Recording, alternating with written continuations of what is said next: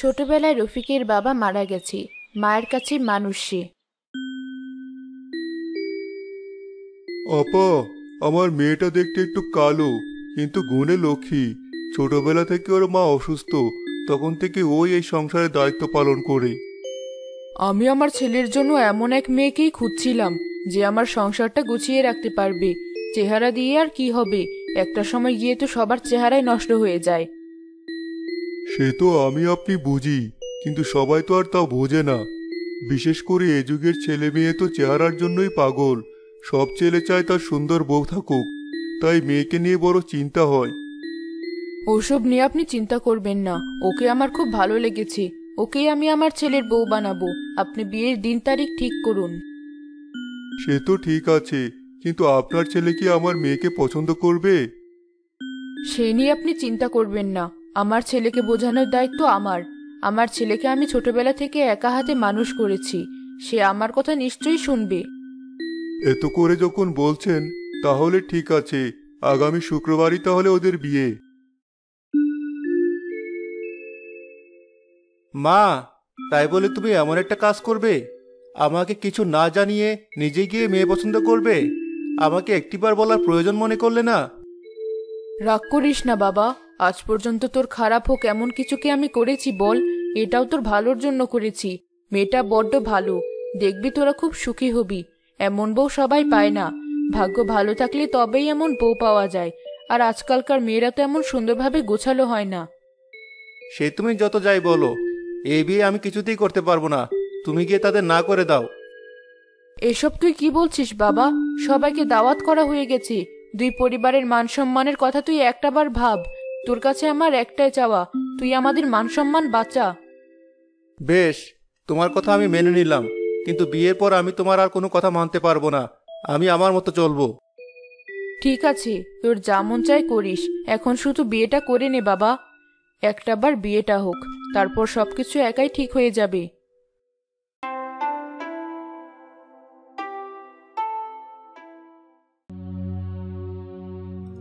এই তোমার পছন্দ মা?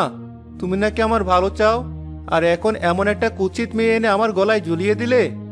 এখন তো তোমাকে আমার মা বলতেই লজ্জা করছে। এমন এক মেয়েকে আমার বউ হিসেবে কি করে পছন্দ করলে তুমি? চুপ কর বাবা, মেয়েটাই বাড়িতে নতুন, তার সামনে তুই এভাবে কথা বলতে পারিস না। মা, ওনাকে বলতে দিন, ওনার মনে যা কথা বলুক, কোনো সমস্যা নেই। আমি তো জানি আমাকে দেখতে কেমন, তাই এতে আমার কোনো আফসোস নেই। আমাকে এগুলো বলে যদি ওনার মনের খুব কমে, তবে উনি যা ইচ্ছে বলুক। মা, ওকে তুমি চুপ করতে বলো। আমি ওর একটা কথাও শুনতে চাই না। আরেকটা কথা, ও যেন আমার ঘরে প্রবেশ না করে। আমার ঘরে ওর কোনো জায়গা হবে না। কষ্ট পেও না মা, আসলে ভুলটা আমার। আমি বুঝতে পারিনি আমার ছেলে এমনটা করবে। তবে তুমি কোনো চিন্তা করো না, দেখবে সব ঠিক হয়ে যাবে। এসো, তুমি আমার ঘরেই থাকবে। বাহ মা, আজকে রান্না তো বেশ সুন্দর হয়েছে। কি মশলা ব্যবহার করেছো তুমি আজ? আসলে আজ বৌমা রান্না করেছি। খুব লক্ষ্মী বৌমা আমার, ওর কাজ এমন সুন্দর গোছানো, তাই তোকে আমার এত ভালো লাগে। দেখছিস না ও বাড়িতে আসার পর থেকে বাড়ির চেহারা কেমন পাল্টে গেছে। আবার শুরু করলে তুমি? এমন বাজে রান্না কেউ করে? এসব রান্না কুকুরও খাবে না। চললাম আমি, তুমি খাও।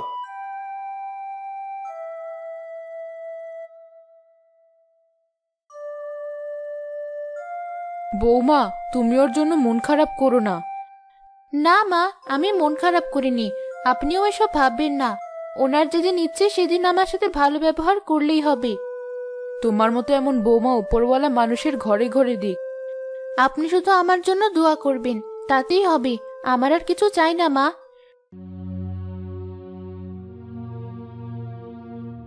রফিক, তুই এটা কাকে সাথে নিয়ে এসেছিস? কে এই মেয়ে? ওর নাম ইতি। আমি ওকে বিয়ে করে নিয়ে এসেছি। তোর ঘরে বউ রেখে আরেকটা বিয়ে করে নিয়ে এলি? দেখো মা, ওটা তুমি আমাকে বিয়ে করিয়েছো, আর আমি তো তোমাকে বলেছিলামই তোমার মান সম্মান বাঁচাতে বিয়ে করলেও বিয়ের পর আমার যা ইচ্ছে তাই করব। ওর মতো এমন এক কুৎসিত মেয়ের সাথে আমি সংসার করতেই পারবো না। তাই আমার নিজের পছন্দ মতো সুন্দর এক মেয়েকে বিয়ে করে এনেছি। এখন থেকে বাড়িতে কেউ এলে ওকে আমার বউ হিসেবে পরিচয় দেবে না, বলবে এই বাড়িতে কাজ করে। আর ইতিকে আমার বউ হিসেবে পরিচয় করিয়ে দিবে। ইতি, ঘরে চলো।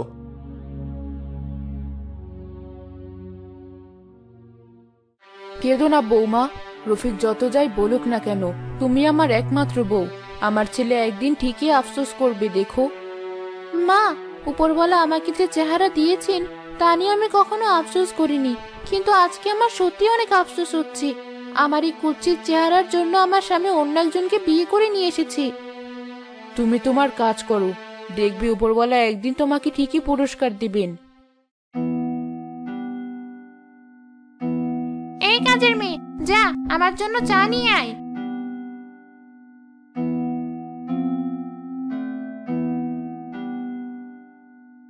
এই নাও তোমার চা। শোন, আমার কিছু জামা কাপড় ময়লা হয়েছে, সেসব পরিষ্কার করে দে। কি শুরু করেছো তুমি? আমি কাজের মেয়ে না, আমিই বাড়ির বউ। আর তোমার আগে উনি আমাকেই বাড়িতে বউ করে নিয়ে এসেছেন, তাই তুমি আমার সাথে এমন ব্যবহার করতে পারো না। আমার মুখে মুখে তর্ক? এখনই তোকে মজা দেখাচ্ছি। শুনছো, তোমার এই বউ আমাকে যা ইচ্ছে তাই বলছে। তুমি এর বিচার না করলে আমি বাড়িতে কিছুতেই থাকবো না। ওর মুখখান আমি দেখতে চাই না। দয়া করে তোকে আমি এই বাড়িতে থাকতে দিয়েছিলাম, আর তুই আমার বউয়ের মুখের উপর কথা বলছিস? এখনই তোর এই অপায় মুখ নিয়ে এই বাড়ি থেকে চলে যা। আমি আর তোকে এক মুহূর্তের জন্য সহ্য করতে পারবো না। তুই এসব কি কথা বলছিস? বৌমা কেন এই বাড়ি থেকে চলে যাবে? বৌমা কোথাও যাবে না, ও বাড়ি গুছিয়ে রেখেছে। আর তুই ওকে বাড়ি থেকে চলে যেতে বলছিস? তুই কি পাগল হয়ে গেছিস?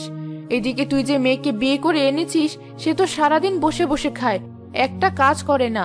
আর যে এই সংসারের জন্য দিনরাত করে খাটছে, সব দিকে খেয়াল রাখছে, তার সাথে এমন ব্যবহার তুই মোটেও ঠিক করছিস না। মা, এতদিন তোমার মুখের দিকে তাকিয়ে ওকে আমি কিছুই বলিনি, এই বাড়িতে থাকতে দিয়েছি। কিন্তু আজ যদি তুমি ওকে এই বাড়িতে রেখে দাও, তাহলে আমি আর এই বাড়িতে থাকবো না। আমি চলে যাবো এই বাড়ি ছেড়ে। এবার তুমি ঠিক করো, কাকে তুমি এই বাড়িতে রাখবে। মা, আপনি এই বিষয় নিয়ে আর কিছু বলবেন না দয়া করে। আমি চলে যাচ্ছি, আপনারা ভালো থাকবেন।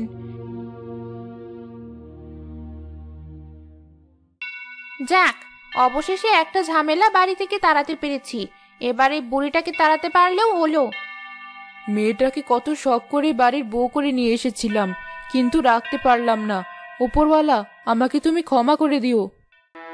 বাবা আমাকে অনেক আশা করে বিয়ে দিয়েছি, এখন আমি এই অবস্থায় বাড়ি ফিরে গেলে বাবা অনেক কষ্ট পাবে। বাবাকে আমি কষ্ট দিতে পারবো না।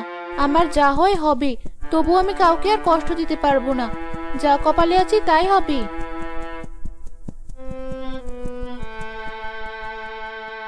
বউ, তুমি এখানে বসে বসে এভাবে কাঁদছো কেন? কি হয়েছে তোমার? আমাকে বলো। তোমার কষ্ট আমি সহ্য করতে পারছি না।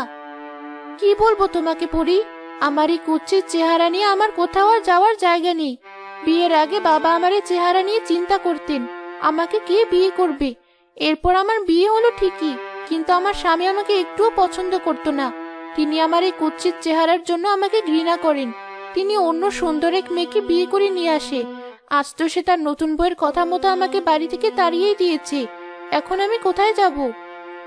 তুমি কোনো চিন্তা করো না, আমার সাথে এসো।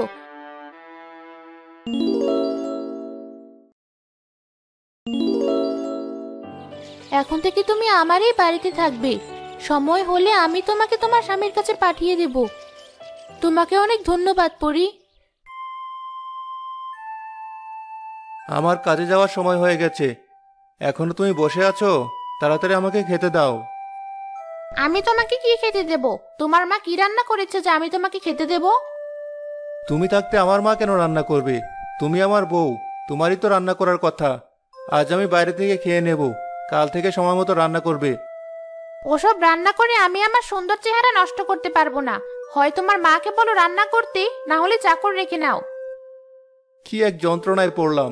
চাকরের হাতে রান্নায় যদি খেতে হয়, তাহলে বিয়ে করলাম কেন?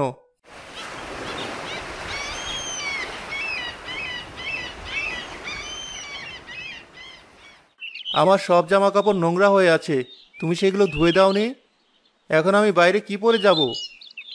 সেটা আমি কি জানি? তোমাকে তো আগেই বলেছি আমি এসব কাজ করতে পারবো না। এক কথা তোমাকে আমি আর কতবার বলবো?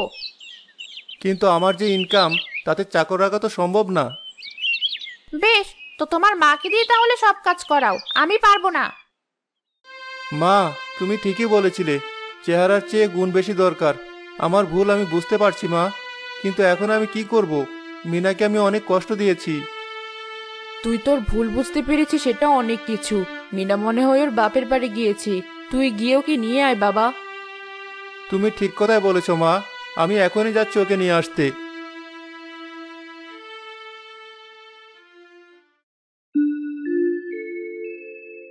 মিনা, তোমার ফিরে যাওয়ার সময় প্রায় হয়ে এসেছে।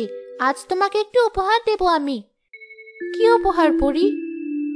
এই আয়নার দিকে তাকাও। আমি এত সুন্দর হয়ে গেলাম কি করে?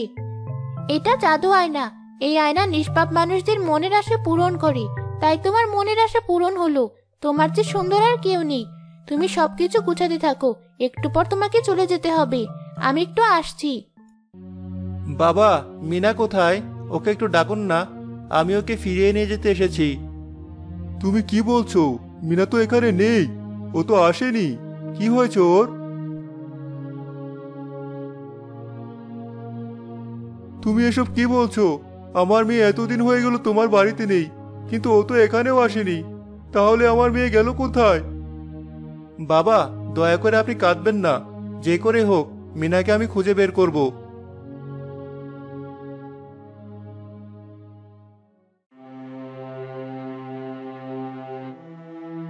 আমি এখন কি করব? কোথায় মিনাকে খুঁজবো? আমার ভুলের জন্য মিনাকে হারাতে হলো। কে জানে ও এখন কোথায়, কেমন আছে। আপনি কাঁদছেন কেন? কাকে খুঁজছেন আপনি? আপনি কে? আমি একজন পরী। আমি মানুষের কষ্ট সহ্য করতে পারি না। অসহায় মানুষদের সাহায্য করাই আমার কাজ। আপনি আমাকে বলুন আপনার কি হয়েছে, আমি আপনাকে সাহায্য করতে পারি।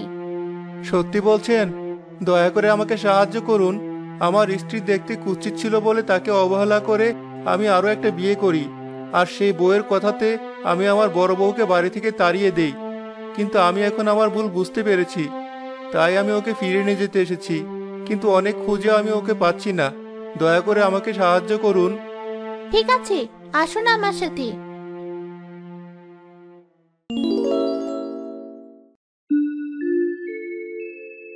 এই দেখুন আপনার স্ত্রী।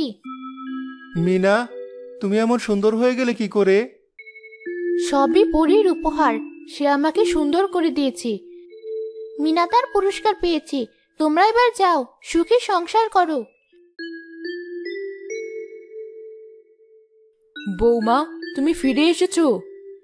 হ্যাঁ মা, আমি ফিরে এসেছি। আপনার ছেলে আমাকে ফিরিয়ে এনেছে। এটি, তুমি এবার এ বাড়ি থেকে চলে যাও। তোমার আর এই বাড়িতে কোনো জায়গা হবে না। না, তুমি কোথাও যাবে না। তুমিও এই বাড়িতে আমাদের সাথেই থাকবে। তুমিও এই বাড়ির বউ। তুমি আসলে অনেক বড় মনের মানুষ। তোমার গুণের তুলনা হয় না। মা, তুমি ঠিকই বলেছিলে, মানুষ চিনতে তোমার ভুল হয় না। রূপের মোহে আমি যে ভুল করেছিলাম তা যেন আর কেউ না করে।